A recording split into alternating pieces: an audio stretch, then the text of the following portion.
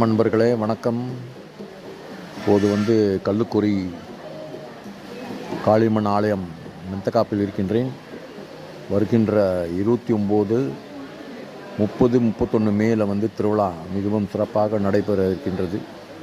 அதை முன்னிட்டு இப்போது உற்சவம் 10 நாள் ஓடிக்கொண்டிருக்கின்றது. சென்ற வெள்ளிக்கிழமை கொடியேற்ற விழா நடைபெற்றது. சிறப்பாக அருமையான கொடியேற்ற விழா. இந்த கொடிமரத்தை பார்ப்பதற்கே இந்த ஆலயத்துக்கு வர வேண்டும். அருமையான கொடிமரம். வாருங்கள், இந்த கொடிமரத்தை பார்ப்போம். மர வேலை அருமையாக இருக்கின்றது. கொடி வேலை, கொடிமரம், மர வேலை பாருங்கள், எவ்வளோ அழகாக இருக்குது இந்த கொடிமரம். இந்த கோயிலுக்கு வந்தீங்கன்னா இந்த கொடிமரத்தை வணங்கணும். இந்த கோயில் மட்டும் இல்லை, எந்த கோயிலுக்கு போனாலும் கொடிமரத்தை வணங்க வேண்டும்.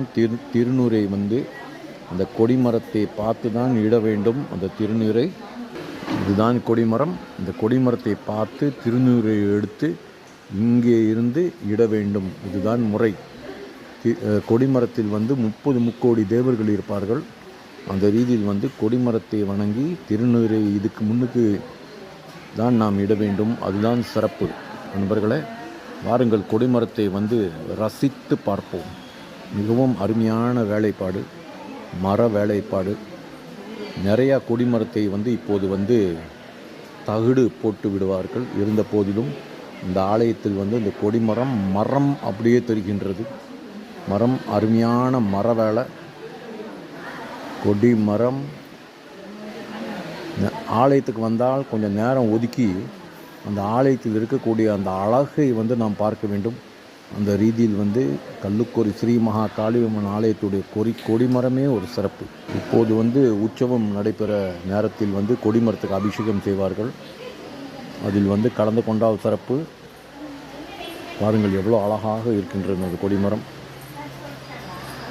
விநாயகர் கூட பாருங்கள், எவ்வளோ அழகாக அந்த மரத்திலே வடிவம் செய்திருக்கின்றார்கள். கொடிமர விநாயகர் அருமையாக இருக்கின்றது. இந்த கொடிமரம் எத்தனையோ வாட்டி வெள்ளத்தில் மூழ்கி இருந்தாலும் அந்த கொடிமரம் இன்னும் அப்படியே அழகாக இருக்கின்றது. பாருங்கள், 2021 2 வருடம் இந்த கொடிமரம் முழுமையாகவே வெள்ளத்தில் மூழ்கி இருந்தது. இருந்த போதிலும் மிகவும் சிறப்பாக இருக்கின்றது. பாருங்கள், இதுதான் மர வேலை. அடுத்து இந்த ஆலயத்துக்கு வரும்போது இந்த கொடிமரத்தை பாருங்கள், மிகவும் அருமையாக இருக்கும். இந்த கொடிமரம் 30 முக்கோடி தேவர்கள் இந்த கொடிமரத்தில் இருக்கின்றார்கள்.